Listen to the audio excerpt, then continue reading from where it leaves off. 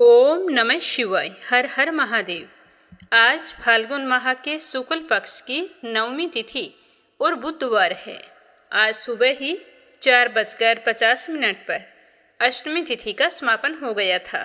इसीलिए सप्तमी और अष्टमी तिथि कल एक साथ मनाई गई थी। कई जगहों पर आज ही अष्टमी तिथि मनाई जाएगी, लेकिन उदया तिथि में अष्टमी तिथि नहीं है, इसीलिए इसका कोई खास महत्व नहीं रहने वाला। अगर ये अष्टमी तिथि में बुधवार होता तो अपने आप में बहुत ही फलदायी साबित होती, क्योंकि हमारे धार्मिक शास्त्रों में बुध अष्टमी को बहुत ही महत्व दिया गया है।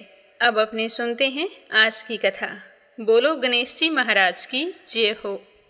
पौराणिक कथाओं के अनुसार एक गांव में एक बुढ़िया रहती थी। उस बुढ़िया के पति की मृत्यु हो चुकी थी। वह अपने बेटे और बहू के साथ रहती थी।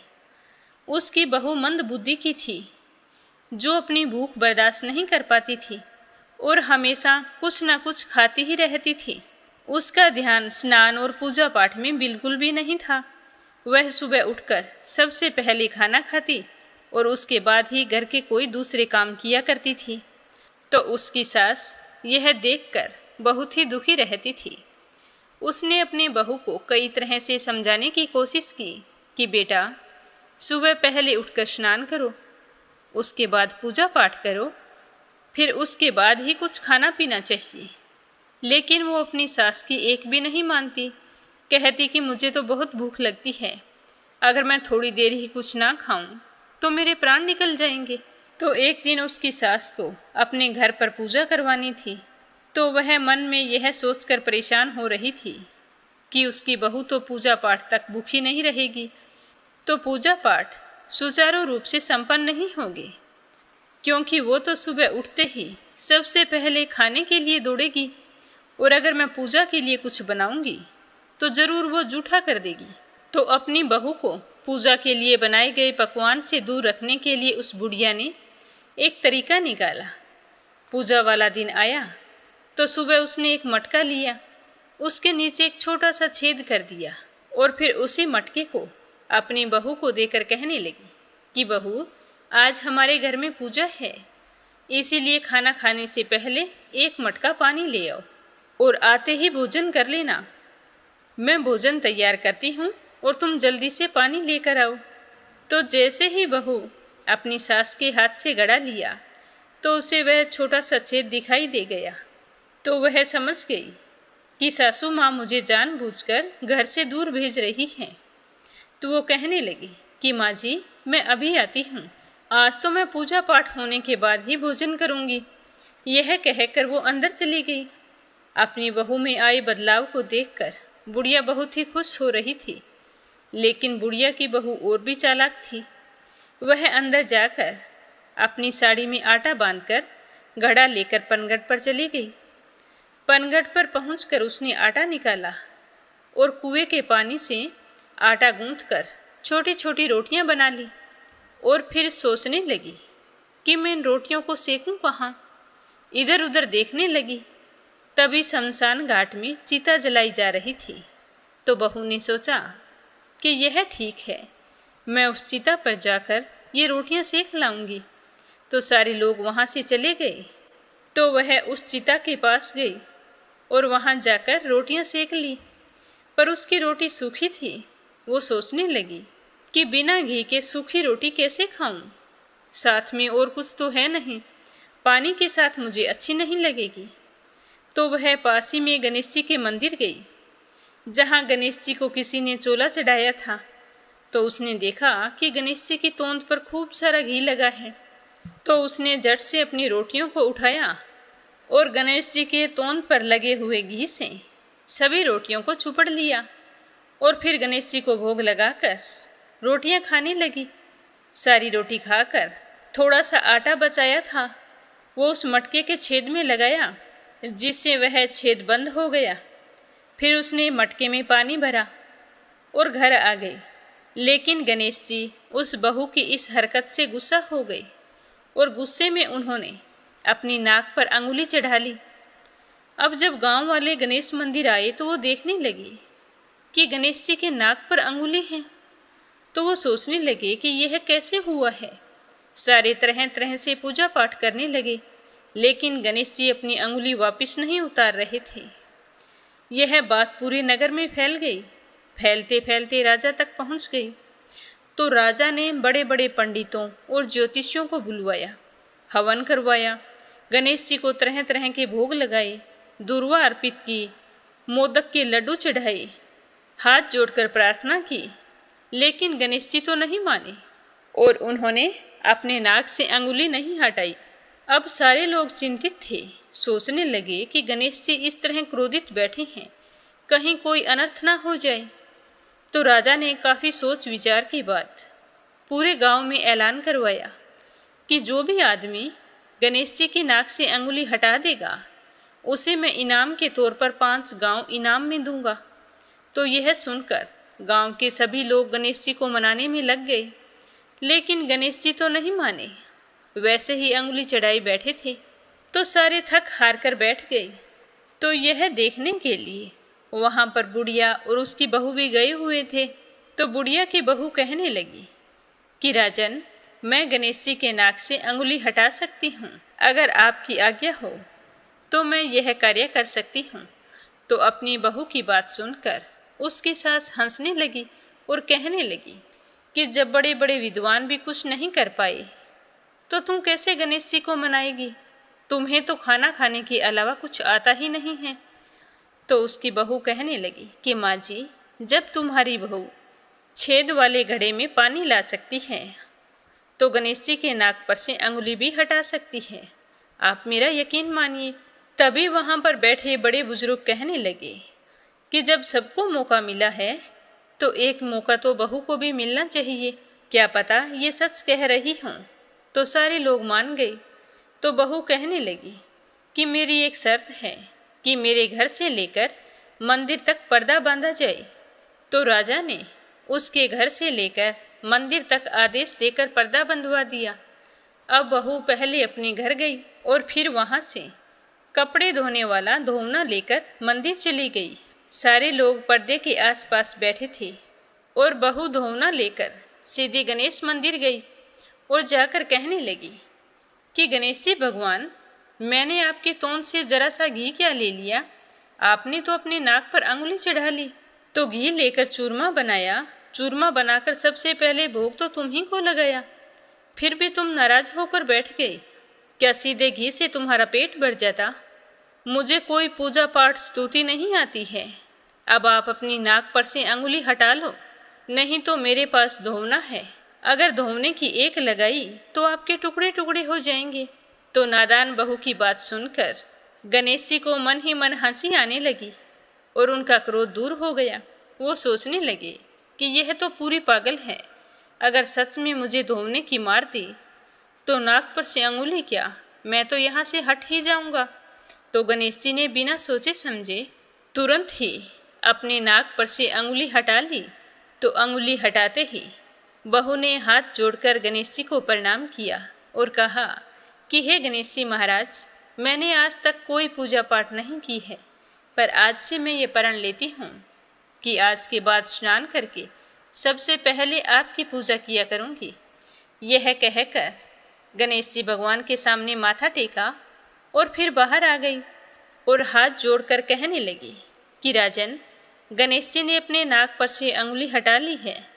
तो यह सुनकर राजा और गांव के सारे लोग हैरान हो गए और बहू की जय जयकार करने लगे। तो राजा ने अपने ऐलान के मुताबिक बहू को 5 गांव इनाम में दिए। तो उस बहू की बूढ़ी सास भी यह देखकर बहुत ही खुश हुई और अपनी बहू को हृदय से लगाकर कहने लगी कि बेटा, मैं तो तुझे पागल समझ रही थी, पर तूने तो सच में चमत्कार कर दिखाया। तो वो कहने लगी कि माँ जी, इन सब के पीछे हमारे घर पर जो आपने पूजा करवाई थी उसी का फल है। अगर आप पूजा ना करवाती और मैं पानी लेने के लिए कुएं पर ना जाती तो यह सब कुछ कभी नहीं होता। इस तरह बातें करते हुए दोनों सास बहू खुशी खुशी अपने घर चली गई और फिर उसके बाद सास बहू दोनों रोजाना गणेश जी भगवान की पूजा करने लगी। हे गणेश जी भगवान, जैसे आपने बुढ़िया की बहू का मान रखा और उसका कहना मानकर अपनी नाक पर से अंगुली हटा ली उसी तरह सबकी सुनना और सबकी मनोकामना पूर्ण करना। प्रेम भाव से कहिए गणेश जी महाराज की जय हो। तो आज अपनी पहली कहानी सुनेंगे सीता माता के नितनेम की। बोलो सीता माता की जय हो। यह कहानी सीता माता कहती थी और श्री राम इसे सुना करते थे। एक दिन भगवान श्री राम को किसी काम के लिए बाहर जाना पड़ा तो सीता माता कहने लगी कि आप तो जा रहे हैं और मेरे तो कथा कहने का नियम है। 12 वर्ष से मैं नितनेम की कहानी कह रही हूँ। आप बाहर चले जाएंगे तो मैं अपनी कहानी किसे सुनाऊंगी। तो श्री राम कहने लगे कि तुम कुएं की पाल पर जाकर बैठ जाना और वहाँ पर जो औरतें पानी भरने के लिए आती हैं उन्हें कहानी सुना देना। यह कहकर श्री राम तो चले गए और सीता माता जैसा भगवान श्री राम ने कहा था कुएं की पाल पर जाकर बैठ गई। तभी वहाँ पर एक औरत पानी लेने के लिए आई। उसने रेशम की जरी की साड़ी पहन रखी थी और उसके हाथ में सोने का घड़ा था। तो उसे देखते ही सीता माता कहने लगी कि बहन, तुम मेरे नितनेम की कहानी सुन लो। मेरा कथा सुनाने का 12 वर्षों का नियम है। मैं 12 वर्षों से इस कहानी को सुना रही हूँ।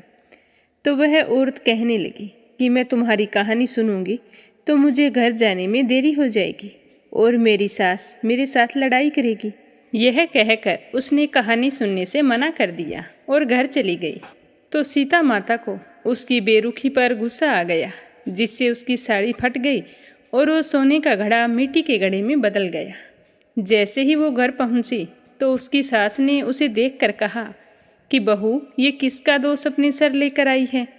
तो बहू कहने लगी कि माँ जी, मुझे तो कुछ नहीं पता। हाँ, एक कुएं पर औरत बैठी थी, उसने मुझे नितनेम की कहानी सुनने को कहा था और मैंने मना कर दिया। अगर उसी की वजह से ये हुआ है तो मुझे पता नहीं। तो उसकी सास कहने लगी कि ला तेरी साड़ी और घड़ा मुझे दे, मैं जाती हूँ, देखती हूँ कौन बैठी है। तो जैसे ही उसकी सासू माँ कुएं की पाल पर गई तो देखा कि वहाँ पर सीता माता बैठी थी। तो सीता माता ने उसे देखते ही कहा कि बहन, मेरी कहानी सुन लो।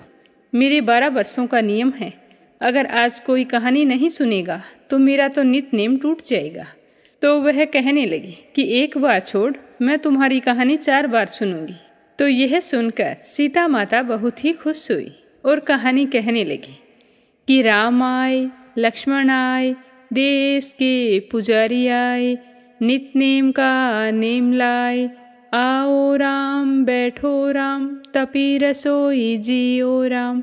माखन मिश्री खाओ राम, दूध बतासा पियो राम।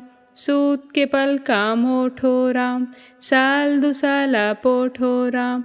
साल दुसाला ओढ़ो राम, जब बोलूं जब राम ही राम। राम संवारे सारे काम, खाली घर भंडार भरेंगे, सबका बेड़ा पार करेंगे। श्री राम जय राम, जय जय राम। तो कहानी समाप्त होते ही सास कहने लगी कि बहन, आपने तो बहुत अच्छी कहानी सुनाई है। इस कहानी को सुनने से क्या फल मिलता है। तो सीता माता कहने लगी कि माँ जी, इस कहानी को सुनने से अन्न धन के भंडार भरे रहते हैं, सुख सौभाग्य की प्राप्ति होती है। तो सारा विधान जानकर सास घर चली गई। तो वो साड़ी फिर से रेशम की हो गई और मिट्टी का घड़ा सोने के घड़े में बदल गया। तो अपनी सास को देखकर बहू कहने लगी कि सासू माँ, आपने ये सब कैसे किया। तो सास ने कहा कि बहू, तू दोष लगा के आई थी और मैं दोष उतार कर आ रही हूँ। तो बहू ने फिर पूछा कि वह कुएं वाली स्त्री कौन थी। तो उसकी सास कहने लगी कि वो तो सीता माता थी। वे पुराने से नया कर देती है, खाली घर में भंडार भर देती है, लक्ष्मी जी का वास कर देती है, आदमी की जो भी इच्छा हो उसे पूरा करती है। तो बहू कहने लगी कि माँ जी, मुझे तो इसके बारे में पता नहीं था। कथा कैसी थी, आप भी मुझे सुना दो। तो बहू की बात सुनकर सास ने कहानी सुनानी शुरू की। राम आए, लक्ष्मण आए, देश के पुजारी आए, नितनेम का नेम लाए। आओ राम, बैठो राम, तपी रसोई जियो राम। माखन मिश्री खाओ राम, दूध बतासा पियो राम। सूत के पल काम ओठो राम, साल दुसाला पोठो राम। साल दुसाला ओढ़ो राम, जब बोलूं जब राम ही राम, राम संवारे सबके काम। खाली घर भंडार भरेंगे, सबका बेड़ा पार करेंगे। श्री राम जय जय राम। तो कहानी सुनकर बहू बोली कि माँ जी, यह कहानी तो बहुत अच्छी है। तो सास ने कहा तो ठीक है, अब हम इस कहानी को रोजाना सुना करेंगे। अब सास बहू रोज सुबह सवेरे जल्दी उठती, नहाती धोती, पूजा पाठ करने के बाद में सीता माता के नित्य नेम की कहानी कहती। एक दिन की बात है कि उनके यहाँ एक पड़ोसन आई और कहने लगी कि बहन, जरा सी आग देना, आज मेरे यहाँ आग बुझ गई है। तो सास कहने लगी कि हमने तो अभी तक आग जलाई ही नहीं। तो पड़ोसन कहने लगी कि तुम झूठ बोल रही हो, सुबह 4 बजे उठ जाती हो, तुम्हारे घर से आवाज़ें आती रहती है, तो आग नहीं जलाती हो तो क्या करती हो। तो सास कहने लगी कि हम सुबह जल्दी उठती हैं, नहा धोकर पहले पूजा करती हैं, फिर हम दोनों सास बहू सीता माता के नित्य नेम की कहानी सुनती हैं।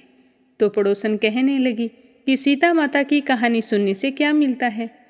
तो वो बोली कि इनकी कहानी सुनने से घर में खाली भंडार भर जाते हैं, सारे काम सिद्ध हो जाते हैं, मन की कोई भी इच्छा हो वो पूरी होती है। तो पड़ोसन कहने लगी कि बहन, अगर ऐसी बात है तो मुझे भी कहानी सुनाइए। तो सास बहू कहने लगी कि ठीक है, तुम भी सुन लो। तो उनकी पड़ोसन भी वहाँ पर बैठ गई और सास ने कथा कहनी शुरू की।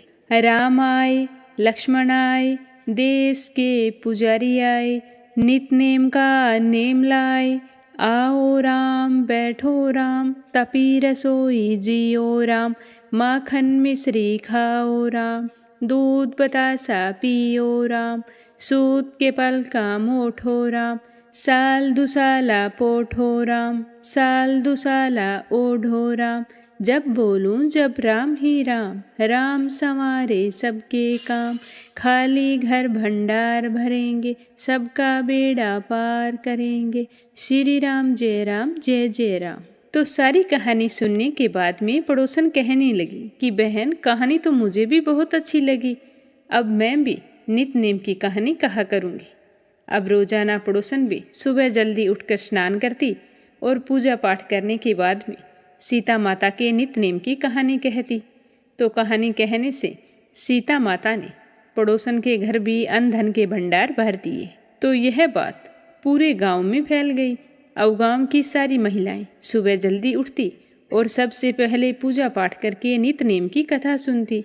तो इस कथा को सुनने से सारी महिलाओं की मनोकामना पूर्ण होने लगी। हे सीता माता, जैसे आपने उनके भंडार भरे, उनकी मनोकामना पूर्ण की, वैसे ही हमारे घर में अन्न धन के भंडार भरना और हमारी सारी मनोकामनाएं पूर्ण करना। सुख सौभाग्य का वास हो, आशीर्वाद देना। जो भी महिला कार्तिक स्नान करके आपकी इस कथा को सुने, उसकी सारी मनोकामना पूर्ण करना। बोलो सीता मैया की जय हो। एक समय की बात है, किसी गांव में एक औरत अपने बेटे और बहू के साथ रहती थी। कार्तिक का महीना आया तो सुबह सुबह उस लड़के की माँ गंगा स्नान के लिए जा रही थी। तो बहू से कह कर गई कि मेरे बेटे को सुबह रोटी दे देना, मुझे आते आते देर हो जाएगी। तो उसकी बहू कहने लगी कि ठीक है माँ जी, आप आराम से जाओ, मैं रोटी दे दूँगी। सुबह बेटा उठा तो उठते ही कहने लगा कि माँ मुझे रोटी दो। कहाँ हो माँ, मुझे भूख लगी है, रोटी दे दो।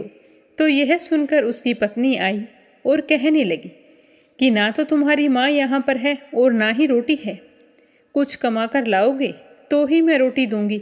सुबह उठते हो, ना कोई काम करते हो, ना पूजा पाठ करते हो, बस आँख खुलते ही आपको तो रोटी की याद आती है। तो वह अपनी पत्नी से कहने लगा कि मैं तो कमाना नहीं जानता हूँ। लेकिन उसकी बहू जिद पर अड़ी रही कि कमाई तो तुम्हें करनी ही पड़ेगी। तो वो कहने लगा कि अच्छा, तुम ऐसा करो, आज मुझे 4 रोटी बना दो, आज मैं कमाई करके लाऊंगा, मुझ पर विश्वास रखो। तो उसकी पत्नी ने अपने पति की बात पर विश्वास करके उसे 4 रोटी बना दी। तो उसने रोटी खाई नहीं, साथ लेकर चल पड़ा। चलते चलते वह कुएं की मुंडेर पर जाकर बैठ गया और भगवान को याद करने लगा। कहने लगा कि हे राम, मैं कमाना नहीं जानता हूँ। भगवान उसकी बात सुनकर ब्राह्मण का भेष बनाकर आए और कहने लगे कि तुम इतने उदास क्यों बैठे हो। तो वह बोला कि मेरी पत्नी ने कहा है कि जब तुम कमाना जानोगे और कमा कर लाओगे तभी रोटी मिलेगी, पर मैं तो कमाना नहीं जानता हूँ। ब्राह्मण के रूप में आए भगवान बोले कि कमाना तो मैं भी नहीं जानता हूँ, लेकिन मैं 8 वारों के नाम जानता हूँ, इससे तुम्हारा घर अन्न धन से भर जाएगा। तो उस ब्राह्मण की बात सुनकर वह लड़का बहुत ही खुश हुआ और कहने लगा कि मुझे क्या करना होगा। तो भगवान ने कहा कि तुम चावल के दाने ले लेना और पानी की घंटी लेना। जो बर्तन ढके हुए हैं उनका मुंह खोल देना और जो बर्तन उल्टे पड़े हैं उन्हें सीधा कर देना। इस तरह सारी बात बताकर भगवान के रूप में आए ब्राह्मण ने कथा कहनी शुरू की और वह श्रद्धा भाव से सुनने लगा कि रविवार, सोमवार, मंगलवार, बुधवार, बृहस्पतिवार, शुक्रवार, शनिवार 8 वारों का आसरा भरियो पीहर सासरा। इसके बाद उसके घर में अटूट भंडार होते चले गए। जब वह घर पहुंचा तो उसकी पत्नी ने पूछा कि क्या लाए हो। तो उसने कहा कि 8 वारों का नाम लाया हूँ। तो उसकी पत्नी सोचने लगी कि चलो कुछ ना कुछ तो लेकर आया, वरना सोने और खाने के अलावा कोई चीज़ का ध्यान नहीं था। तो उसका पति अपनी पत्नी से कहने लगा कि जाओ चावल के दाने और पानी की घंटी लाओ। जो औंधे मुंह पड़े हैं उन्हें सीधा कर दो, जो बर्तन ढके हुए हैं उनका मुख खोल दो। तो उसकी पत्नी जाकर चावल ले आई और पानी की घंटी लाई।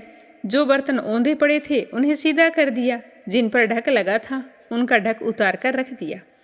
फिर पति कहानी कहने लगा, पत्नी सुनने लगी कि रविवार, सोमवार, मंगलवार, बुधवार, गुरुवार, शुक्रवार, शनिवार 8 वारों का आसरा भरियो पीहर सासरा। तो इस तरह कथा सुनने से उनका घर अन्न धन से भर गया। एक दिन वह अपनी पत्नी से कहने लगा कि मैं अपनी बेटी से मिलने जा रहा हूँ। तो उसकी पत्नी ने उसके लिए जल्दी से खाना बना दिया। तो वह फटे से कपड़े पहनकर अपनी बेटी से मिलने के लिए चला गया। जैसे ही बेटी के यहाँ गया तो बच्चे कहने लगे कि माँ नाना आए हैं, नाना आए हैं। तो उन बच्चों की माँ बोली कि नाना क्या आए हैं, 2 वक्त की मुफ्त की रोटियाँ तोड़ने आई हैं। तो यह बात जब उसके पिताजी ने सुनी तो बेचारा सोचने लगा कि गरीबी सब कुछ कहला देती है। तो उसका पिताजी अपनी बेटी के पास जाकर उससे कहने लगा कि बेटी मुझसे 8 वारों की कहानी सुन लो। तो बेटी ने जवाब दिया कि पिताजी मैं भोजन कर रही हूँ और मेरा मुख जूठा है, मैं तुम्हारी कहानी नहीं सुन सकती। तो पिताजी बेचारा भूखा ही सो गया, क्योंकि उसका तो नियम था सुबह शाम वो 7 वारों की कहानी कहता था। अगले दिन सुबह बेटी को अपने पिता पर तरस आ गया। वो मन ही मन सोचने लगी कि कमाई नहीं करते हैं तो क्या है तो मेरे पिताजी, रात को भूखे ही सो गए, काश में हाथ धोकर इनकी कहानी सुन लेती। तो उसने जल्दी से अपने पिताजी को उठाया और कहा कि पिताजी खड़े हो जाओ, स्नान कर लो और फिर आप अपनी कहानी मुझे सुनाना। तो उसके पिताजी ने स्नान करके कहा कि बेटा चावल के दाने लाओ और पानी की घंटी लाओ। जो बर्तन औंधे मुंह पड़े हैं उन्हें सीधा कर दो, जो ढके हुए हैं उनका मुख खोल दो। तो पिताजी ने कहानी कही, बेटी ने सुनी कि रविवार, सोमवार, मंगलवार, बुधवार, गुरुवार, शुक्रवार, शनिवार 8 वारों का आसरा भरियो पीहर सासरा। तो इससे उस बेटी के घर में भी अन्न धन के भंडार भरते चले गए। तो यह चमत्कार देखकर उसकी बेटी बड़ी ही हैरान हुई और टोकरे भर भर कर इधर उधर सामान बांटने लगी। बेटी की पड़ोसन ने जब यह देखा तो कहा कि तुम तो बोल रही थी कि तुम्हारे पिताजी कुछ नहीं लाए हैं, 2 वक्त की मुफ्त की रोटियां तोड़ने आए हैं, मेरे पिताजी तो कोई काम भी नहीं करते, तो अब तुम वो सामान बांट रही हो, वो कहाँ से आया है, तुम्हारे पास तो इतना नहीं था। तो बेटी कहने लगी कि मेरे पिताजी आए तो खाली हाथ थे, पर ये तो 8 वारों की कहानी का फल है। जो मेरे पिताजी सुबह शाम कहते हैं उसी के बाद में भोजन करते हैं। तो पड़ोसन कहने लगी कि अपने पिता से कहो कि हमें भी 8 वारों की कहानी सुना दे। तो उनकी श्रद्धा भक्ति देखकर उसका पिताजी बहुत ही खुश हुआ और उन्हें 8 वारों की कहानी सुनाई, जिससे उनके घर में भी अन्न धन के भंडार भर गए। हे कार्तिकेय भगवान, जैसे आपने 8 वारों की कहानी सुनने से उनके भंडार भरे, उसी तरह जो आपकी इस कहानी को श्रद्धा भाव से सुने, सुनाए और हुंकारा भरे, उनके भी भरना, घर में सुख सौभाग्य का वास करना। बोलो कार्तिक देवता की जय हो। अब सुनते हैं अगली कहानी।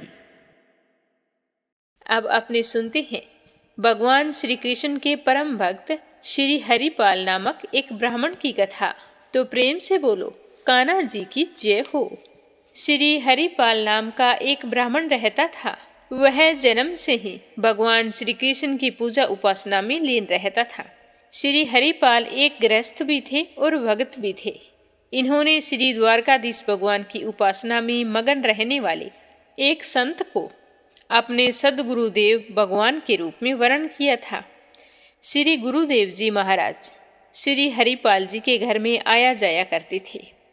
एक दिन हरिपाल जी ने गुरुदेव जी से जिज्ञासा प्रकट की कि भगवान, इस संसार में घर द्वार में हम फंसे पड़े हैं।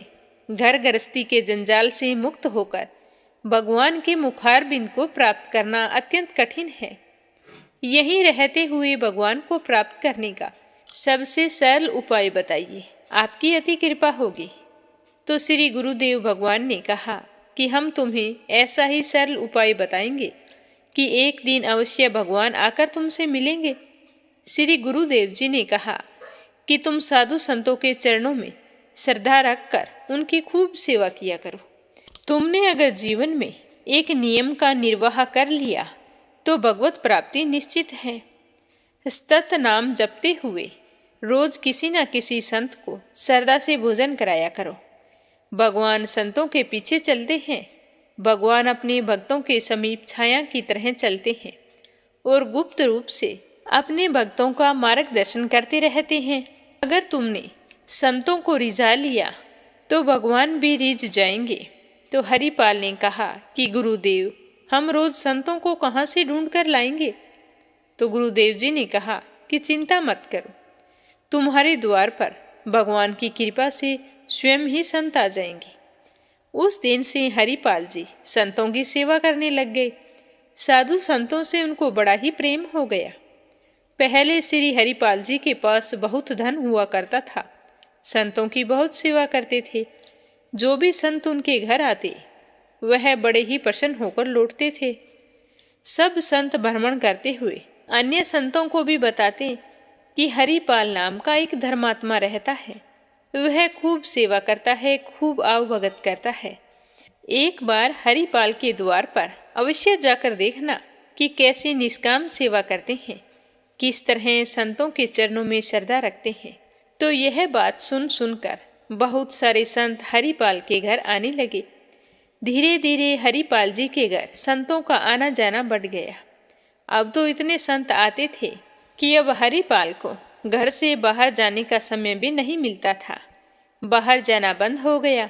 धन कमाने जा नहीं सकते थे। धीरे धीरे जितना भी धन था वह सारा संतों की सेवा में लुटा दिया। जब हरिपाल के घर में कुछ भी नहीं बचा तब उन्होंने बाजार से कर्ज ले लेकर कई हजार रुपयों की सामग्री साधुओं को खिला दी। तो हरिपाल की संत सेवा के बारे में हर जगह चर्चा थी। अतः हर दुकान वाला उन्हें कर्ज दे देता था। लगभग हर दुकान से हरिपाल जी ने कर्ज ले लिया था, परंतु जब कर्ज इतना बढ़ गया तो कोई भी कर्ज देने को तैयार नहीं हो रहा था। जब उसे हर तरफ से पैसा मिलना बंद हो गया तो हरिपाल ने सोचा कि अब क्या करूं? साधु संतों की सेवा तो बंद नहीं कर सकता। ऐसा करता हूँ, चोरी करना शुरू कर देता हूँ। दिन में साधु संतों की सेवा किया करूँगा और रात में चोरी किया करूँगा। तो हरिपाल जी तो बहुत बलवान थे। वे सोचते थे कि यह भगवान और संतों से विमुख लोग दान धर्म तो करते नहीं हैं और ना ही भजन करते हैं। भगवान से विमुख लोगों का धन यदि चोरी करके संत सेवा की जाए तो इन भगवत विमुखों का अन्न संतों के पेट में जाएगा। इस तरह से इन भगवत विमुख लोगों का भी कल्याण हो जाएगा और संतों की सेवा भी होती रहेगी। अब जब भी हरिपाल जी चोरी करते तो ध्यान रखते कि भगवान से विमुख लोगों का ही धन लेना है। जो भक्त, वैष्णव, संत आदि दिखाई पड़े तो उस व्यक्ति का धन चोरी नहीं करते थे।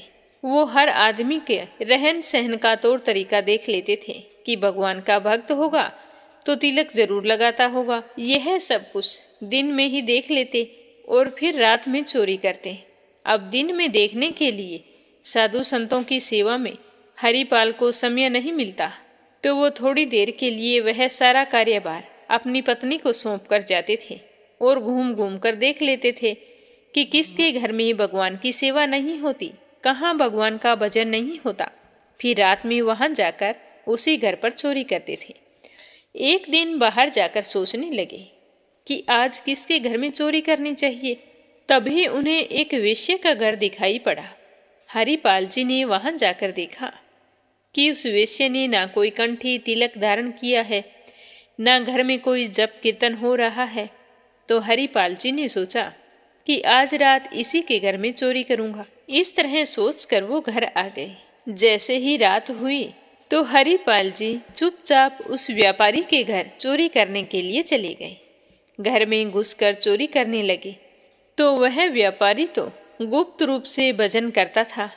संतों में उसकी बहुत श्रद्धा भावना थी, वैष्णव वेश में उसकी श्रद्धा थी, परंतु वह बाहरी रूप से तिलक कंठी धारण नहीं करता था। वो ये भी जानता था कि हरिपाल जी संतों की सेवा के निमित्त चोरी करते हैं, परंतु कंजूस होने की वजह से हरिपाल जी की सहायता नहीं कर पाया। उसे सब कुछ पता था कि हरिपाल जी के पास साधु संतों की सेवा करने के लिए कुछ नहीं है, तो वो सेवा के चलते उन्हें चोरी करनी पड़ती है। पर वो तो अपनी कंजूसी के आगे मजबूर था। हरिपाल जी जब रात्रि में उसके घर में चोरी कर रहे थे तो थोड़ी सी आवाज हो गई, तो व्यापारी की बेटी नींद से जाग गई और जल्दी जल्दी अपने पिताजी को उठाया और कहने लगी कि पिताजी, मुझे लगता है कि घर में कोई चोर घुस आया है। तो यह सुनकर हरिपाल जी तो एक जगह पर छुप गए। तो व्यापारी अपनी बेटी से कहने लगा कि शांत रहो बेटी, शांत रहो, तुम बिल्कुल भी आवाज मत करो। यहाँ श्री हरिपाल के अलावा चोरी कौन कर सकता है? इस नगर में वही तो चोर है। हमारा परम सौभाग्य है कि हरिपाल जी हमारे घर चोरी करने पधारे हैं। कंजूसी के कारण हम उन्हें धन तो दे नहीं पाए, परंतु अब हमारा धन संतों की सेवा में लगेगा। तुम शांति से जाकर सो जाओ। अगर ज्यादा बोली तो संतों की सेवा में विघ्न हो जाएगा। तो वो बाप बेटी सो गए, परंतु हरिपाल जी उनकी बातें सुन रहे थे। तो हरिपाल जी जोर जोर से रोने लगे और पश्चाताप करने लगे कि यह व्यापारी संतों में कैसा भाव रखता है, गुपचुप पूजा करता है। तो अब हमें भी घर घर चोरी नहीं करनी चाहिए, क्योंकि मुझे तो पता नहीं है कि कौन भगवान का सच्चा भक्त है।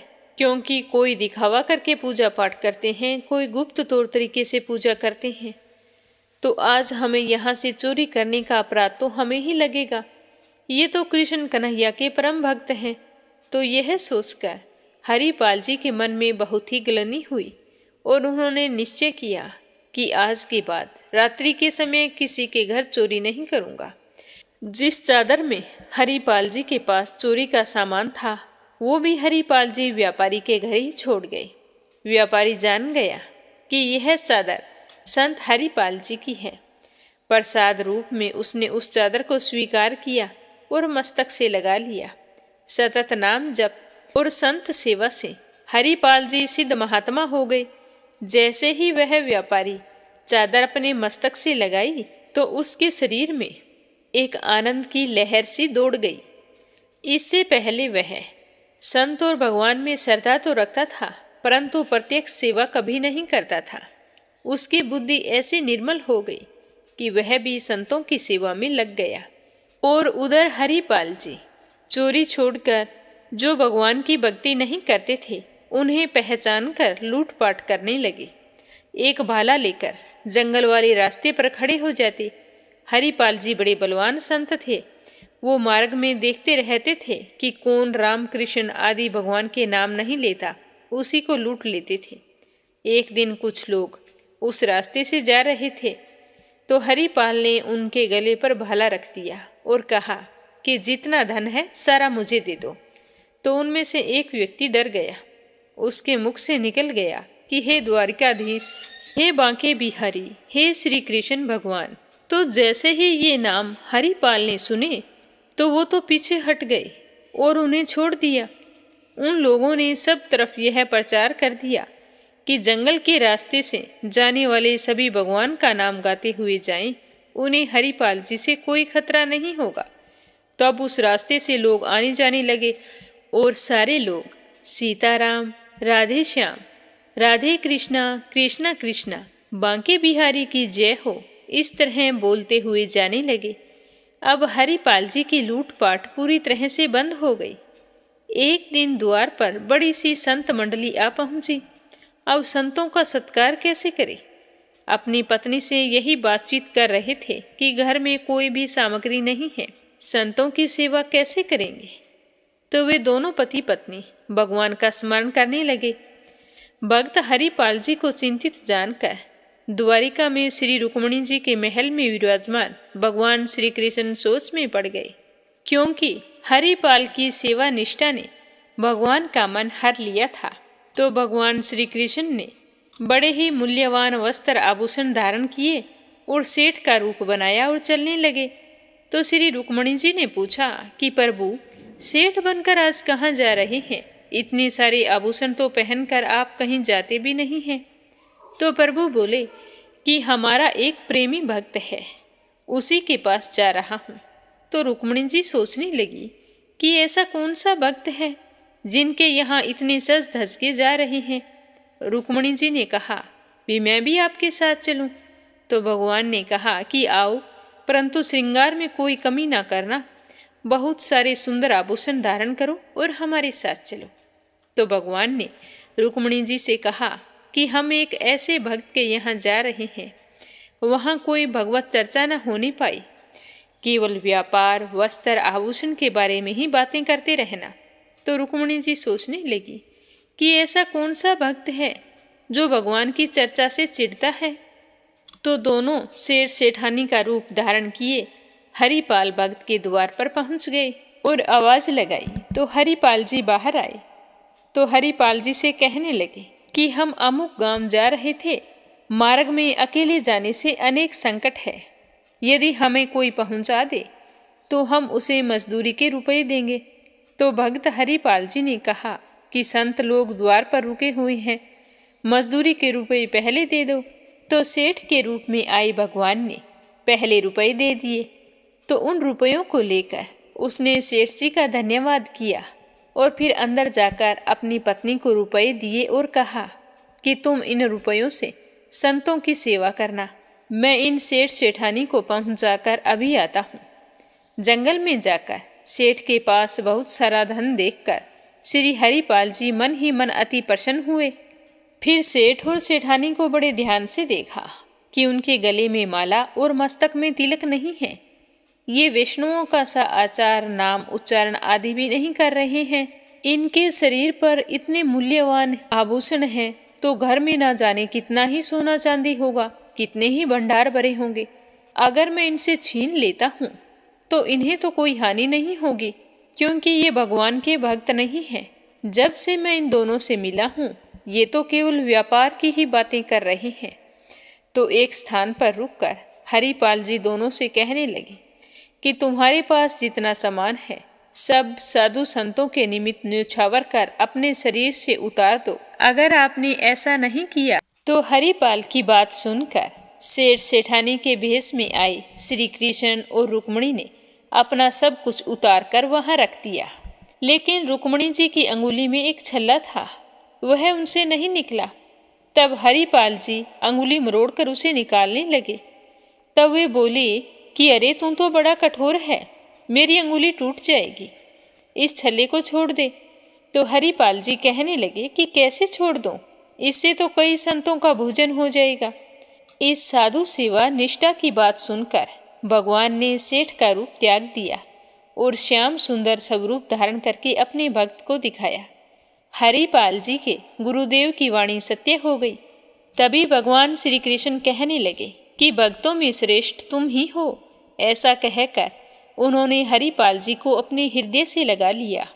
कहते हैं कि जब कोई भक्त जीवन में कोई नियम ले लेता है तो उस नियम की दृढ़ता से परीक्षा अवश्य होती है।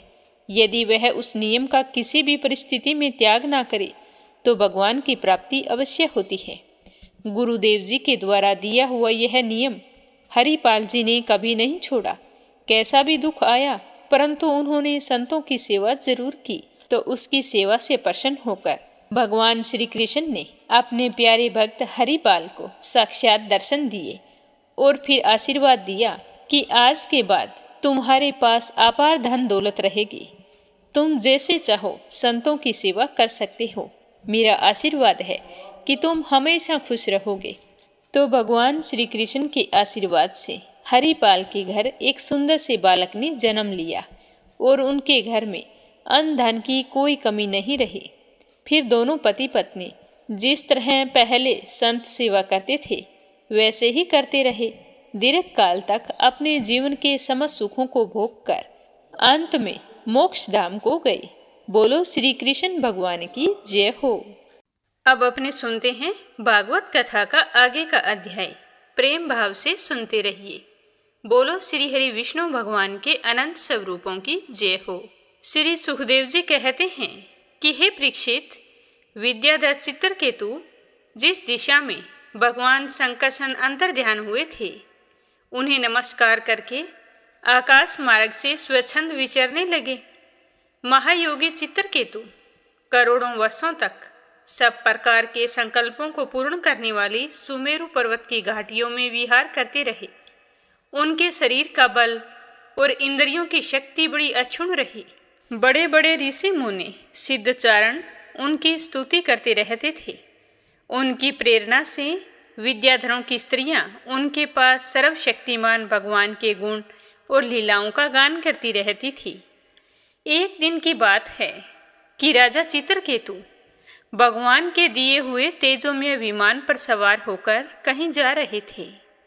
इसी समय उन्होंने देखा कि भगवान शंकर बड़े बड़े मुनियों की सभा में सिद्धचारणों के बीच में बैठे हुए हैं और साथ ही भगवती पार्वती को अपनी गोद में बैठाकर एक हाथ से उन्हें आलिंगन किए हुए हैं।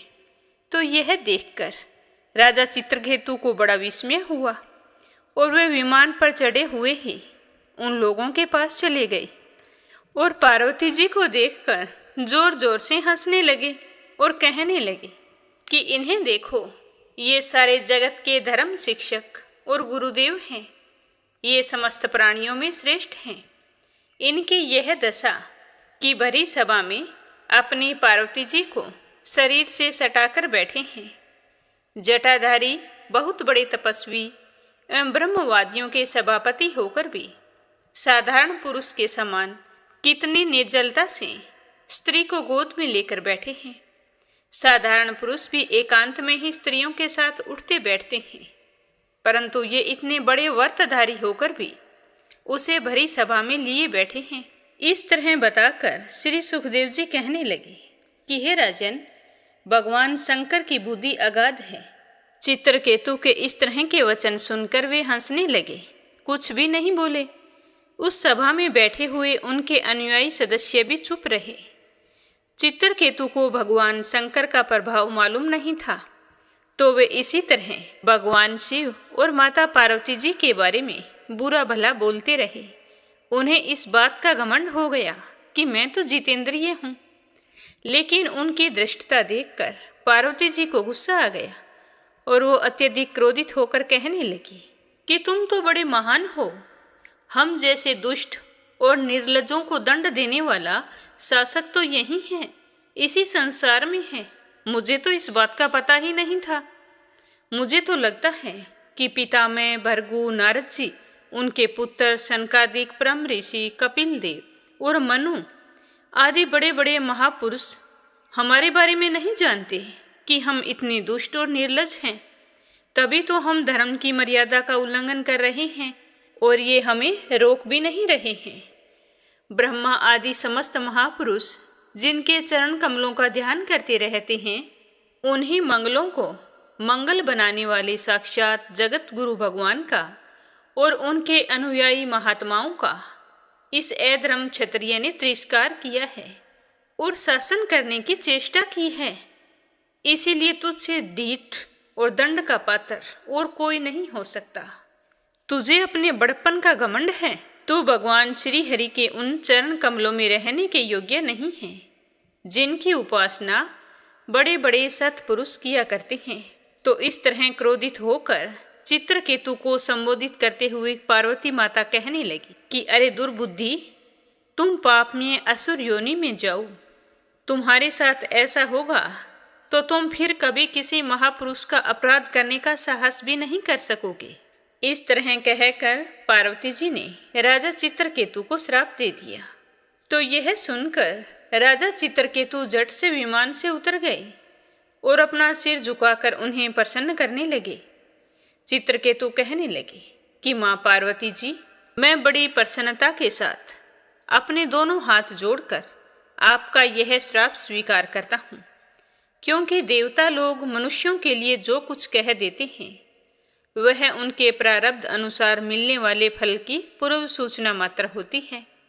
हे देवी, यह जीव अज्ञान से मोहित हो रहा है और इसी कारण इस संसार चक्र में भटकता रहता है तथा सदा सर्वदा सर्वत्र सुख और दुख भोगता रहता है। हे पार्वती माता, सुख और दुख को देने वाला न तो अपना आत्मा है और ना कोई दूसरा। जो अज्ञानी है वे ही अपने को अथवा दूसरे को सुख दुख का कर्ता माना करते हैं। यह जगत सता व रज आदि गुण का स्वाभाविक प्रवाह है। इसमें क्या श्राप है, क्या अनुग्रह, क्या स्वर्ग और क्या नरक, क्या सुख है, क्या दुख है, कोई नहीं जानता। एकमात्र परिपूर्णतम भगवान ही बिना किसी की सहायता के अपनी आत्म स्वरूपणी माया के द्वारा समस्त प्राणियों की तथा उनके बंधन, मोक्ष और सुख दुख की रचना करते हैं। भगवान श्री हरि सब में सम और माया आदि मल से रहित हैं। उनका कोई प्रिय प्रिय जाति बंधु अपना पराया नहीं है। जब उनका सुख में राग ही नहीं, तब उनमें रागजन्य क्रोध तो हो ही कैसे सकता है। उनकी माया शक्ति के कार्य पाप और पुण्य ही प्राणियों के सुख दुख, हित अहित, बंधु मोक्ष, मृत्यु जन्म और आवागमन के कारण बनते हैं। हे देवी, मैं श्राप से मुक्त होने के लिए आपको प्रसन्न नहीं कर रहा हूँ। मैं तो यह चाहता हूँ कि मेरे जिस वचनों से आपको दुख हुआ है, आपका अपमान हुआ है, उसके लिए मैं क्षमा चाहता हूँ।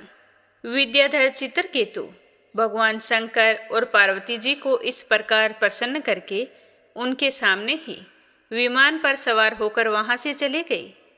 यह देखकर उन लोगों को बड़ा ही विस्मय हुआ। तब भगवान शंकर ने देवता, ऋषि, दैत्य, सिद्ध और पार्षदों के सामने ही पार्वती जी से कहा कि हे पार्वती जी, दिव्य लीला विहारी भगवान के निष्प्रय और उदार हृदय दास अनुदासों की महिमा तुमने आज अपनी आंखों से देख ली है। जो लोग भगवान के शरणागत होते हैं वे किसी से नहीं डरते, क्योंकि उन्हें स्वर्ग, मोक्ष और नरकों में भी एक ही वस्तु के केवल भगवान के ही समान भाव से दर्शन होते हैं। जीवों को भगवान की लीला से ही देह का संयोग होने के कारण सुख दुख, जन्म मरण और श्राप, अनुग्रह आदि द्वंद्व प्राप्त होते हैं। जैसे स्वप्न में भेद भ्रम से सुख दुख आदि की प्रतीति होती है और जागृत अवस्था में भ्रमवश माला में ही सर्प बुद्धि हो जाती है, वैसे ही मनुष्य अज्ञानतावश आत्मा में देवता, मनुष्य आदि का भेद तथा गुण दोष आदि की कल्पना कर लेता है। जिसके पास ज्ञान और वैराग्य का बल है और जो भगवान वासुदेव के चरणों में भक्ति भाव रखते हैं, उनके लिए इस जगत में ऐसी कोई भी वस्तु नहीं है जिसे वे है या उपाधि समझकर राग द्वेष करें। मैं पितामह सनकादिक, नारद जी, ब्रह्मा जी के पुत्र भृगु आदि मुनि और बड़े बड़े देवता कोई भी भगवान की लीला का रहस्य नहीं जान पाते। ऐसी अवस्था में जो उनके नन्हे से नन्हे अंश हैं और अपने को उनसे अलग ईश्वर मान बैठे हैं, वे उनके स्वरूप को जान ही कैसे सकते हैं। भगवान को ना तो कोई प्रिय है ना अप्रिय है, उनका ना कोई अपना है ना पराया है।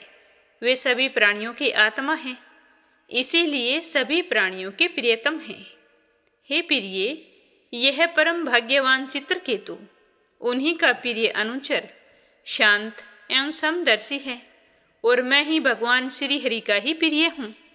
इसीलिए तुम्हें भगवान के प्यारे भक्त शांत समदर्शी महात्मा पुरुषों के संबंध में किसी प्रकार का आश्चर्य नहीं करना चाहिए। तो भगवान भोले शंकर के ये वचन सुनकर भगवती पार्वती देवी जी की चित्तवृत्ति शांत हो गई और उनका विस्मय जाता रहा। भगवान के परम प्रेमी भक्त चित्रकेतु भी भगवती माता को बदले में श्राप दे सकते थे, परंतु उन्होंने उन्हें श्राप न देकर उनके श्राप को बड़ी खुशी से स्वीकार किया। यही साधु पुरुषों के लक्षण हैं। यही विद्याधर चित्रकेतु दानव योनि का आश्रय लेकर तवष्टा के दक्षिण अग्नि से पैदा हुए। वहाँ इनका नाम वृत्रासुर हुआ और वहाँ भी ये भगवत स्वरूप के ज्ञान एवं भक्ति से ही परिपूर्ण रहे। इस तरह बताकर श्री सुखदेव जी कहने लगे कि हे राजन, आपने मुझसे पूछा था कि वृत्रासुर का जन्म दैत्य योनि में क्यों हुआ और दैत्य होकर भी उनकी भगवान में ऐसी भक्ति कैसे थी, तो उसका पूरा विवरण मैंने तुम्हें विस्तार पूर्वक सुना दिया है। महात्मा चित्रकेतु का यह पवित्र इतिहास केवल उनका नहीं है, समस्त विष्णु भक्तों का महात्म्य है। जो भी इसे सुनता है वह समस्त बंधनों से मुक्त हो जाता है। जो पुरुष प्रातःकाल उठकर मौन रहकर श्रद्धा के साथ भगवान का स्मरण करते हुए इस इतिहास का पाठ करता है, उसे परम गति की प्राप्ति होती है। इस तरह बताते हुए श्री सुखदेव जी कहने लगे कि हे राजन, सविता की पत्नी प्रश्नि के गर्भ से 8 संतानें हुई।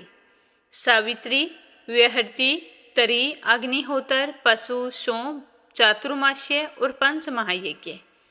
भृगु की पत्नी सिद्धि ने महिमा, विभु और प्रभु ये 3 पुत्र और आशीष नाम की एक कन्या उत्पन्न की। यह कन्या बड़ी सुंदर और सदाचारिणी थी। दाता की 4 पत्नियां कुहू, सीनी वाली, राका और अनुमति थी।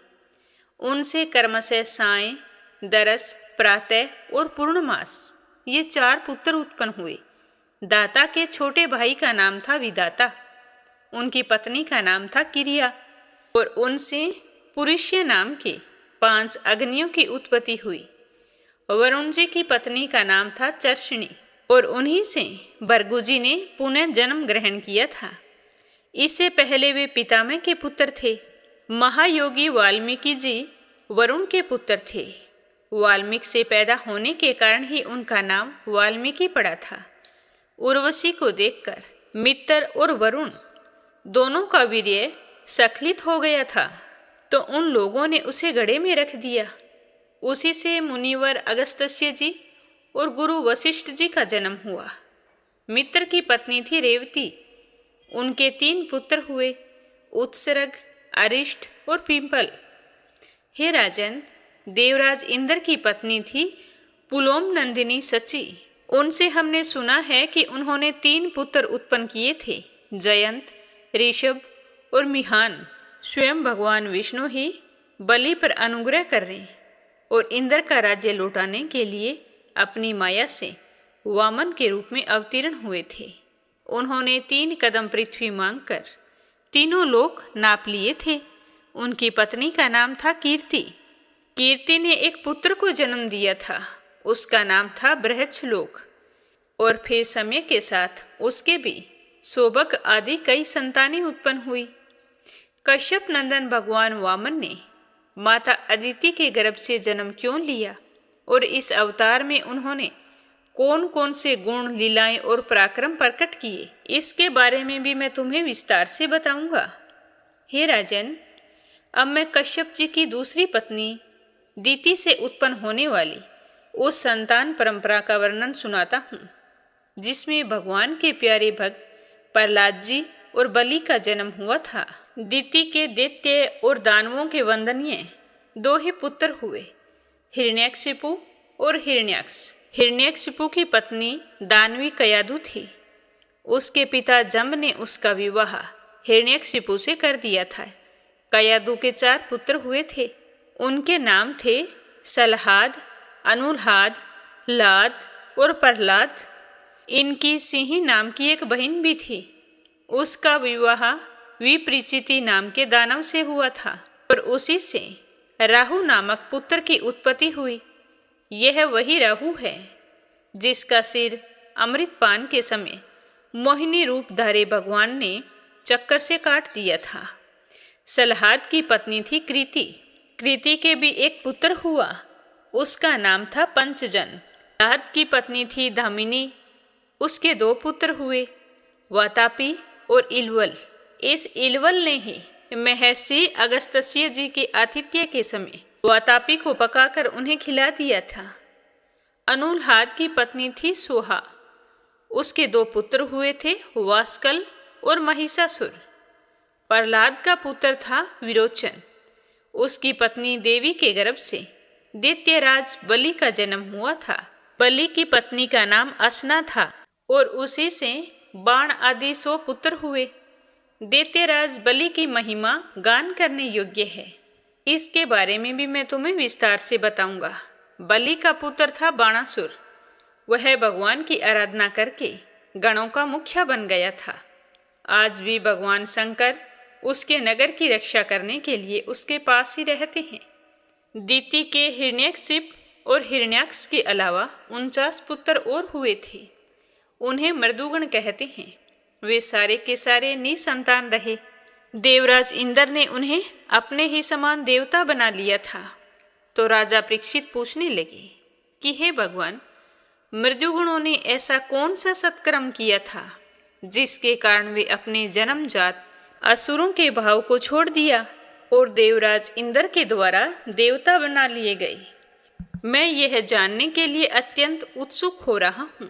आप कृपया करके विस्तार पूर्वक मुझे यह रहस्य बतलाइए। राजा परीक्षित का प्रश्न थोड़े शब्दों में बड़ा सार गर्भित था। उन्होंने बड़े आदर से पूछा भी था, इसीलिए सर्वज्ञ श्री सुखदेव जी बहुत ही प्रसन्न हुए और फिर पूरे विस्तार पूर्वक उसे बताया।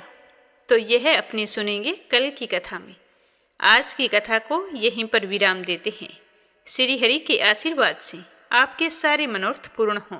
बोलो विष्णु भगवान की जय हो।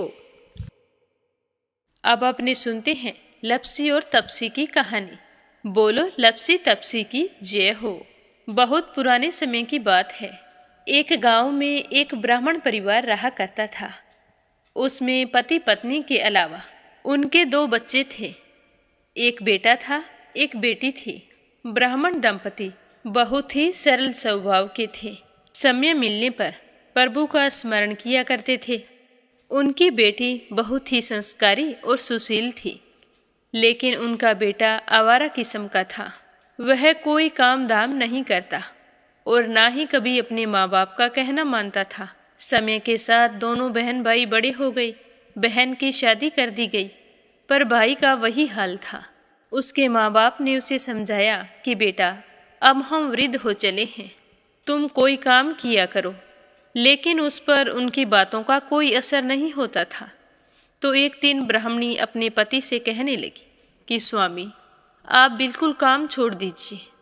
जब घर में कुछ भी नहीं होगा तो यह अपनी जिम्मेदारी समझेगा और काम पर लग जाएगा। तो ब्राह्मण ने दूसरे दिन से काम पर जाना छोड़ दिया। तो यह देखकर उनके बेटे ने कोई काम नहीं किया और चोरी करने चला गया। आते जाते राहगीरों को लूट लेता और उसी से अपने घर का गुजारा किया करता था। तो उसकी लूटने और चोरी करने की आदत से सारे गांव वाले उसे लप्सी कहने लगे। तो लप्सी की इस हरकत से उसके माँ बाप बहुत ही दुखी रहते थे, पर वह किसी की सुनने के लिए तैयार नहीं था। इसी तरह समय बीतता गया। एक दिन की बात है कि लप्सी एक पीपल के पेड़ पर बैठा था। तभी शिव पार्वती जा रहे थे। पार्वती माता गहनों से लदी हुई थी। तो लप्सी उन्हें देखकर सोचने लगा कि सूरत के कितने गहने हैं, आज ये सारे के सारे लूट लूँगा तो मुझे कई महीनों तक चोरी नहीं करनी पड़ेगी। तो वह लूटने के इरादे से पीपल की ओट में होकर बैठ गया। जैसे ही शिव पार्वती वहाँ से जाने लगे तो लप्सी एकदम से शिव पार्वती के सामने आकर कहने लगा कि जल्दी से जितने सारे गहने पहन रखे हैं उतार दो। तो पार्वती माता कहने लगी कि तुम चोरी क्यों करती हो, तुम्हें पता है चोरी करना पाप है। तो लप्सी कहने लगा कि क्या करूं, घर पर मेरे माँ बाप हैं, मेरी एक भांजी है, उनके लिए दोनों समय भोजन की व्यवस्था कहाँ से करूं? मुझे कोई काम तो आता नहीं है। तो लप्सी की बात सुनकर पार्वती माता कहने लगी कि तुम जो चोरी करके पाप करते हो, इस पाप का भागी कौन बनेगा? तो लप्सी कहने लगा कि मेरे घर वाले सारे बनेंगे। तो पार्वती माता कहने लगी कि कोई नहीं बनेगा, पाप के भागी केवल तुम बनोगे। तो लप्सी कहने लगा कि मैं लूट खोस कर उन्हीं के लिए लेकर जाता हूँ, तो पाप के भागी तो उन्हें बनना ही पड़ेगा। तो लप्सी की बात सुनकर पार्वती माता ने हंसकर कहा कि हम यहीं पर बैठे हैं और तुम अपने घर जाओ, अपने घर वालों से पूछो कि कोई तुम्हारे पाप का भागी बनेगा क्या? तो यह सुनकर लप्सी भागा भागा अपने घर आया और अपनी माँ के पास गया और कहने लगा कि माँ, मैं चोरी करके लाता हूँ, राह चलते राहगीरों को लूटता हूँ, तुम्हारे लिए ही तो करता हूँ। तो तुम मुझे एक बात बताओ, चोरी करने से जो पाप लगता है, तो आप मेरे पाप के भागी बनोगे? तो लप्सी की बात सुनकर उसकी माँ कहने लगी कि बेटा, मैंने तो तुमसे नहीं कहा कि तुम चोरी करके लाओ, तुम कमा कर लाओ, हमें तो 2 वक्त की रोटी चाहिए, मैं तो तुम्हारी पाप की भागी नहीं बनूंगी। तो माँ के मुंह से इस तरह की बात सुनकर लप्सी तो हैरान हो गया। फिर वह अपने पिताजी के पास गया और जाकर कहने लगा कि पिताजी, मैं जो कुछ भी लूट खोस के लाता हूँ, वो आपके लिए ही तो लाता हूँ। देखो, मैंने लूट कर कितना धन इकट्ठा कर लिया है, कितने ऐशो आराम है तुम्हारे। अगर मैं चोरी नहीं करता तो क्या ये सब हमें मिलता? पिताजी, मैं तुमसे एक बात पूछता हूँ कि चोरी करने से पाप लगता है, तो उस पाप में आप मेरे भागीदार बनोगे क्या? तो लप्सी की बात सुनकर उसके पिताजी कहने लगे कि बेटा, मैंने नहीं कहा कि तुम चोरी करके लाओ, तुम कमा कर लाओ, मैं तुम्हारे पाप का भागी नहीं बनूंगा। तो माँ बाप के मुंह से इस तरह की बात सुनकर वह बहुत ही उदास हुआ और सोचने लगा कि मैं कितने महीनों से चोरी कर रहा हूँ, ना जाने मुझ पर कितना पाप चढ़ गया है, और ये तो बोल रहे हैं कि पाप के भागी हम नहीं बनेंगे, तो अब क्या होगा? तो वह बड़े ही दुखी मन से शिव पार्वती से मिलने के लिए चल पड़ा। जैसे ही घर से बाहर निकलने लगा तो उसकी छोटी सी भांजी दरवाजे पर खेल रही थी। उसे पता नहीं था कि पाप पुण्य क्या होता है, तो वो कहने लगी कि मामा, पाप की भागी मैं बनूंगी। तो उसके इस तरह कहते ही लप्सी ने उसे गोद में उठाया और चल पड़ा। शिवजी भगवान और पार्वती माता के पास जाकर कहने लगा कि घर वालों ने पाप का भागी बनने से मना कर दिया है और एक यही है जो पाप की भागी बनने को तैयार है। फिर लप्सी बड़े ही दीन स्वर में कहने लगा कि हे भगवान, मैं समझ गया हूँ कि चोरी करना पाप है। आज तक जो मैंने काम किया वो बहुत ही गलत था, लेकिन अब मैं इसका प्रायश्चित करना चाहता हूँ। अब तुम ही बताओ, मुझे मेरे पापों से मुक्ति कैसे मिलेगी? तो उसकी बात सुनकर शिव पार्वती बहुत ही खुश हुए और लप्सी को कच्चे सूत का एक छोटा सा गोला देते हुए कहा कि लप्सी, ये सूत लो और इस पीपल के चारों ओर परिक्रमा लगाओ। जब यह सूत समाप्त हो जाएगा तब तुम्हारे सारे पाप नष्ट हो जाएंगे। तो यह सुनकर लप्सी बहुत ही खुश हुआ। सोचने लगा कि छोटा सा गोला है, अभी लपेट कर घर चला जाऊंगा, उसके बाद में कभी कोई पाप नहीं करूंगा। फिर उसने अपनी बांजी को कंधे पर बैठाया और पीपल की परिक्रमा लगानी शुरू कर दी। अब भगवान का वह सूत खत्म कहाँ होने वाला था। लप्सी चक्कर लगाता गया पर वह सूत खत्म नहीं हुआ। चक्कर लगाते लगाते 1 महीने, 6 महीने, साल, पूरे 12 साल बीत गए, पर वह सूत खत्म नहीं हुआ। 12 साल बाद एक बार फिर शिव पार्वती जी वहाँ से गुजर रहे थे, तो पार्वती माता ने कहा कि स्वामी, चलो लप्सी को चलकर देखते हैं। तो शिवजी कहने लगे, वो चोरी करने वाला, लूटने वाला कब का चला गया होगा? तो पार्वती माता कहने लगी कि नहीं स्वामी, चलकर देखने में क्या जाता है, चलो एक बार देखते हैं। तो शिव पार्वती जी जैसे ही पीपल वृक्ष के पास आए तो देखा कि लप्सी तो अब भी चक्कर लगा रहा है। वहाँ चारों ओर गहरी खाई हो गई है और लप्सी की बड़ी बड़ी दाढ़ी, मूंछें, नाखून बढ़ गए हैं। तो यह देखकर पार्वती माता ने कहा कि देखो स्वामी, आप तो कह रहे थे कि वो कब का ही चला गया, देखो इसके मन में सच्ची भक्ति है। तो पार्वती की बात सुनकर शिवजी ने कहा कि चलो अभी देख लेता हूँ। तो यह कहकर शिवजी ने एक सोने का कड़ा लपसी के आगे फेंक दिया। तो लपसी ने झट से उसके ऊपर पैर कर लिया। फिर अचानक से उसका ध्यान शिव पार्वती जी की ओर गया। तो वो हाथ जोड़कर कहने लगा कि भगवान, अब तो मेरे पाप समाप्त हो गए होंगे, आप मुझे यहाँ से जाने की आज्ञा दीजिए। आपका यह सूत अभी तक खत्म नहीं हुआ है। तो शिवजी भगवान ने कहा कि तुम्हारे पाप कर्म भी अभी तक पूरे नहीं हुए हैं। तो शिवजी की बात सुनकर लपसी कहने लगा कि भगवान, मुझे पूरे 12 वर्ष हो गए हैं आपकी भक्ति करते करते, और अब भी आप मुझ पर शक कर रहे हैं। तो शिवजी ने कहा कि अपना पैर उठाओ। तो जैसे ही लपसी ने अपना पैर उठाया तो उसके पैर के नीचे सोने का कड़ा था। तो यह देखकर लपसी शर्मिंदा हो गया और कहने लगा कि प्रभु, गलती हो गई, मुझे माफ़ करो, आगे से मैं ऐसी गलती कभी नहीं करूँगा। तो शिवजी कहने लगे कि नहीं लपसी, तुम्हारा पाप ऐसे पूरा नहीं हो सकता। अब तुम्हें 12 वर्ष तक और इसी तरह परिक्रमा करनी होगी, उसी के बाद तुम्हारे पाप समाप्त होंगे। यह कहकर शिव पार्वती वहाँ से चले गए और वह फिर से पीपल के पेड़ की परिक्रमा करता रहा। करते करते 12 साल बीत गए। 12 साल बाद में शिव पार्वती जी वहाँ पर आए तो उन्होंने देखा कि आज भी वो वहीं पर चक्कर लगा रहा है। तो शिव जी ने फिर उसके सामने सोने की अंगूठी फेंकी, पर उसने कोई ध्यान नहीं दिया। तो शिव जी भगवान प्रसन्न होकर कहने लगे कि हे लपसी, आज से तुम मेरी तपस्या करके तपसी बन गए हो। मैं तुम्हें वरदान देता हूँ कि तुम अपने जीवन में सारे सुखों को प्राप्त करेगा। और तूने 24 बरस तक मेरी भक्ति की है, इसका फल भी तुझे अवश्य मिलेगा।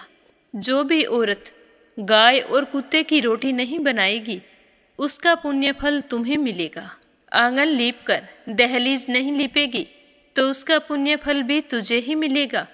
अगर हमारे घर की बहन बेटी को हम सूट, तीवल या साड़ी भेंट स्वरूप देते हैं, तो साथ में मोली का धागा और कुछ रुपए नहीं देंगे, तो उसका पुण्य फल भी तुम्हें ही मिलेगा। अगर कोई दिए से दिया जलाएगा, तो उसका पुण्य फल भी तुम्हें ही मिलेगा। अगर व्रत और पूजा पाठ में सारी कहानी सुन ले और तुम्हारी कहानी ना सुने, तो उसका पुण्य फल भी तुम्हें ही मिलेगा। कहा जाता है कि तभी से सुबह पहली रोटी गाय की और सुबह की अंतिम रोटी छोटी बनाई जाती है, और शाम को अंतिम रोटी बड़ी बनाई जाती है जो कुत्ते की होती है। और दिए से दिया भी नहीं जलाया जाता। और घर की बहन बेटियों को सूट और तीवल के साथ भेंट स्वरूप कुछ रुपए भी जरूर दिए जाते हैं। और उसी दिन से हर व्रत कथा के बाद में लपसी तपसी की कहानी जरूर सुनी जाती है। और कथा समाप्त होने पर कहा जाता है कि लपसी का फल लपसी को मिले, तपसी का फल तपसी को मिले। हमारी पूजा पाठ का, हमारे व्रत का और हमारी कहानी का पुण्य फल हमें मिले। बोलो लपसी तपसी की जय हो। तो ये थी लपसी और तपसी की कहानी। लपसी तपसी 2 भाई नहीं थे। लपसी और तपसी एक ही आदमी का नाम था। लूट कर लाता था, इसीलिए उसे लपसी के नाम से पुकारते थे। और फिर भगवान की तपस्या करने के कारण उसे तपसी के नाम से जाना जाने लगा। बोलो लपसी तपसी की जय हो। अब अपने सुनेंगे कथा सुनने वाले प्यारे श्रोताओं के नाम। तो आज का पहला कमेंट है संजय, सोनिया, हिताक्षी, दीपेश, मयंक, हरियाणा से। दूसरा है अपराजिता, मीना श्रीवास्तव, नेपाल से। और तीसरा है कमला, गुरुग्राम से। रजनी बड़ोला, उत्तराखंड से। आशा अग्रवाल, लड्डू, मोहित, अंकुर अग्रवाल, आगरा से। श्रीमती यशोदा, अंजलि, बबली, विकी, उड़ीसा से। श्रीमती शर्मा, अलीगढ़ से। परमेश्वरी, रघुवीर सिंह, दिल्ली से। नीलम जायसवाल, हैदराबाद से। सरला रानी, करणपुर से। आशा शर्मा, विष्णु, ज्योति, अंशु, भीलवाड़ा से। मंजू चौधरी, भीलवाड़ा से। संजना राजपूत अहमदाबाद से, सरला रानी करणपुर से, श्रीमती अरुणलता शर्मा हरिद्वार से, श्यामवती, सुषमा, विष्णु, कार्तिक, पूर्वी, रूपेश, गौरी, शिवम, निष्ठा हरियाणा से, राधा रोहिला दिल्ली से, मंजुला कपूर पंजाब से, बीना, देविका, कनिका वाशने अलीगढ़ से, उषा शर्मा राजस्थान से, रुक्मिणी शर्मा अंबाला से, कोमल निर्मल मुंबई मीरा रोड से, यूएन तिवारी, इंदिरा तिवारी लखनऊ से, श्वेता, स्वीटी, रितु, प्रिंस, यूवी, लक्ष्मी, गुरुचरण साहू उड़ीसा से, सुनीता पवार, कृषु पवार मध्य प्रदेश से, गीता गोस्वामी, सुनीता गोस्वामी, पीहू गोस्वामी मेरठ से, अनिल कुमार टिहरी करनाल से, रेखा धर्मेंद्र शर्मा जयपुर से, संजीव कंसल, कविता कंसल, हितेश कंसल, आरूस कंसल, रानी कंसल मुजफ्फरनगर से, सुनीता रानी मेरठ से, मीरा अग्रवाल बंगाल से, नर बहादुर पाल, भागीरथी पाल नेपाल से, कैलाश, सुनीता, परी सम्राट लखनऊ से, देवकी नंदन दादरी से, चित्रा फरीदाबाद से। आपको प्रदोष व्रत के बारे में जानकारी जरूर देंगे, लेकिन फाल्गुन माह के शुक्ल पक्ष में प्रदोष व्रत का उद्यापन नहीं किया जाता।